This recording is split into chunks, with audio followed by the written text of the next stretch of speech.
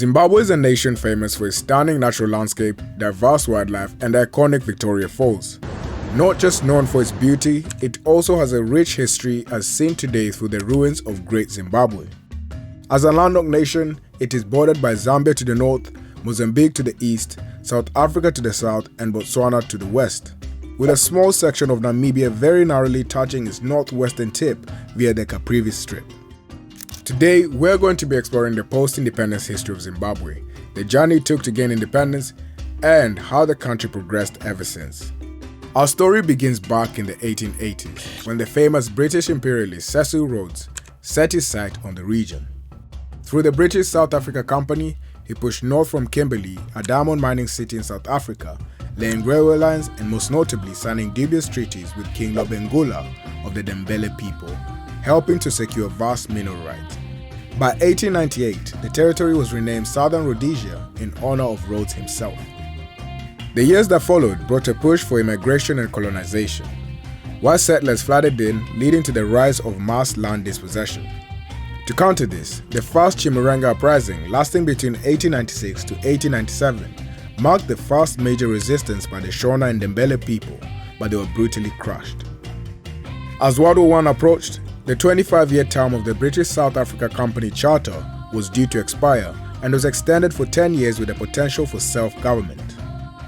By the end of the 10-year extension, a referendum was held and the minority whites voted for self-governance in 1922, making Southern Rhodesia a self-governing colony.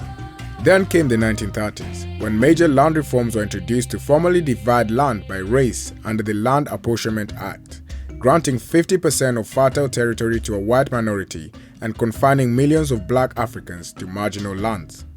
Essentially, this move played a critical role in the colony's economic growth, empowering European settlers who not only dominated agriculture but also politics and commerce.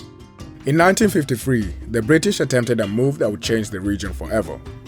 Overstretched with resources in the post-war era, Britain decided to combine three territories within the region: Southern and Northern Rhodesia, present-day Zimbabwe and Zambia respectively, with Nyasaland, present-day Malawi, to form the Central African Federation. They hoped to use the minority white leadership in Southern Rhodesia as the anchor necessary to administer the colonies. The reaction from the black nationalists within the region immediately opposed this, as they feared domination by the white minority rule. In Zimbabwe, Joshua Nkomo Zapu and Robert Mugabe ZANU emerged as the two major nationalist movements. Through sustained resistance from the black nationalists, it was clear that this newfound nation was not going to work. A decade after its inception, in 1963, the Central African Federation was dismantled, leading to Zambia and Malawi's independence the following year. Fearing similar results in Southern Rhodesia, the newly elected government of Ian Smith detained Mugabe and Nkomo in 1964 to stifle the opposition. And then, he subsequently went ahead and declared a unilateral declaration of independence from Britain in 1965. A bold and illegal move that would trigger the long fight against white minority rule in the region. Although Britain strongly condemned Rhodesia's rebellion, it chose not to intervene militarily, but instead, with the support of the international community, imposed economic sanctions. But this didn't seem to faze the isolated white minority regime, as they proceeded to double down on this decision, declaring itself as the Republic of Rhodesia in 1970. This enraged black nationalists, sparking a bloody guerrilla war. Soviet-backed ZAPU and Chinese-backed ZANU launched armed campaigns from bases in Zambia and Mozambique. As the conflict escalated, a third group emerged, Bishop Abel Mozorewa's Moderate United African National Council, seeking internal reform. By the mid-1970s, the independence of Mozambique boosted the insurgents, and further international pressure saw the white minority-ruled Rhodesia face crisis on all fronts. To add to this, Mugabe and Nkomo, who had been released from prison in 1974, united their parties to form the Patriotic Front in 1977, creating a formidable nationalist coalition. This meant that Ian Smith had no choice but to allow for negotiations. In 1978, he signed the Internal Settlement Agreement with the moderate African leaders who solidified their names in history as the traitors. This allowed for limited black political participation and the formation of a transitional government, but Smith still remained as Prime Minister. Elections were held in 1979 and the country was renamed Zimbabwe Rhodesia, with Muzorewa as its first black prime minister. However, strict voter eligibility rules excluded much of the black majority, and the Patriotic Front boycotted the process. The results lacked credibility both locally and internationally. Under growing diplomatic pressure, Muzorewa, puppeted by Ian Smith, was drawn into talks at the Lancaster House Conference in London. A ceasefire was reached, and Britain temporarily resumed colonial authority to oversee new elections. In 1980, Zimbabwe held its first truly democratic vote.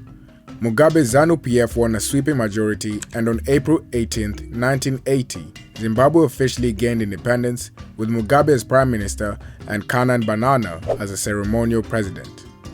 On a mission to empower the majority black Zimbabweans, marginalized under white minority rule, Mugabe's new government pursued sweeping reforms aimed at dismantling the racial and economic hierarchies.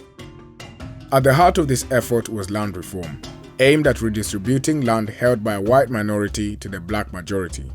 This was presented as fundamental towards promoting economic self-sufficiency and establishing a socialist one-party state.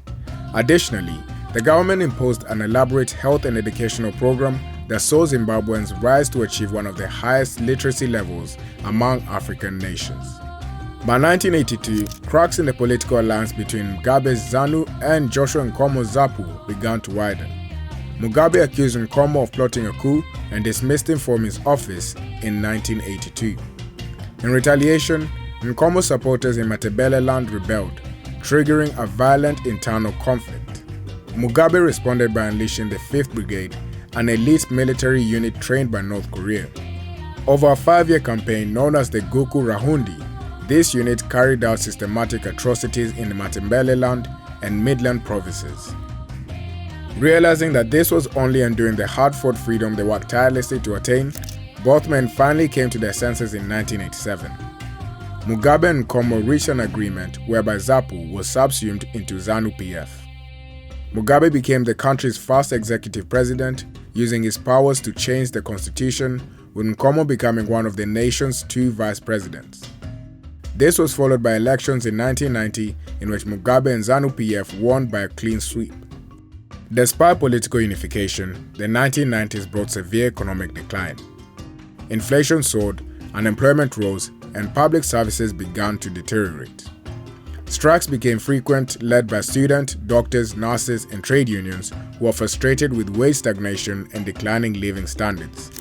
The public healthcare system suffered immensely, especially during the HIV/AIDS crisis. Throughout this period, the land reform program, which was introduced in the 80s of willing buyer, willing seller, made little headway. White farmers controlled most of the country's fertile land. With elections approaching and discontent growing, Mugabe's regime shifted its focus to this. After losing a constitutional referendum in February 2000, which would have extended Mugabe's presidential term, his government launched the radical fast-track land reform program. Seen as Mugabe's biggest political blunder, this policy authorized the compulsory seizure of white-owned farms, often through violent means. And indeed, the populist movement designed to win the common man's vote worked.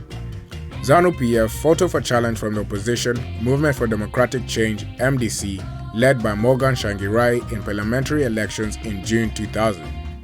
Though portrayed as a restitution for colonial injustice, the controversial land policy quickly descended into chaos, with most farms ending up in the hands of politically connected elites. The consequences were catastrophic. With a huge drop in productivity, Zimbabwe's export-dependent economy, once anchored in commercial agriculture, collapsed. The country's food security was destroyed.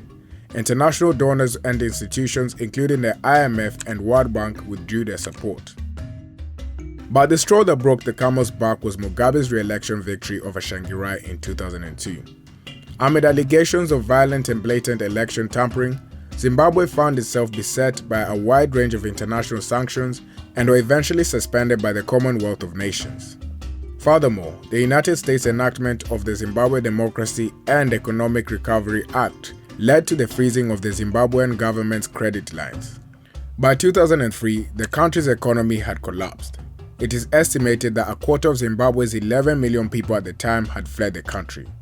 And by 2008, hyperinflation exceeded 10 million%. Goods disappeared from shelves, Wages were worthless and even employed citizens couldn't afford daily necessities.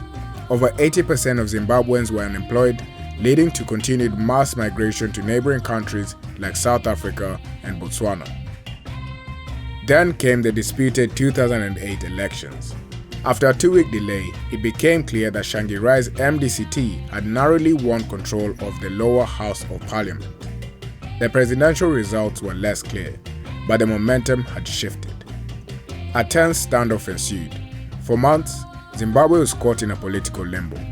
Under immense pressure from the Southern African Development Community (SADC) and the international community, Mugabe and Tsvangirai agreed to a power-sharing deal in September 2008. Tsvangirai would serve as prime minister while Mugabe remained president. But deep divisions, clashing ideologies, and relentless mistrust plagued the unity government. It took until February 2009 for the arrangement to be fully implemented, and even then, progress was slow and fraught with infighting. In 2013, a new constitution was put in place, meant to limit presidential powers and introduce reforms. But in practice, barely anything changed because that July, Mugabe won yet another term in elections. In 2017, a dramatic turning point would soon mark the transition that many awaited for decades. This came to be when Mugabe fired his long-term ally, Emmerson Mnangagwa. The military intervened and placed Mugabe under house arrest in what they denied was a coup. This resulted in Mugabe resigning just days later, ending his 37-year rule.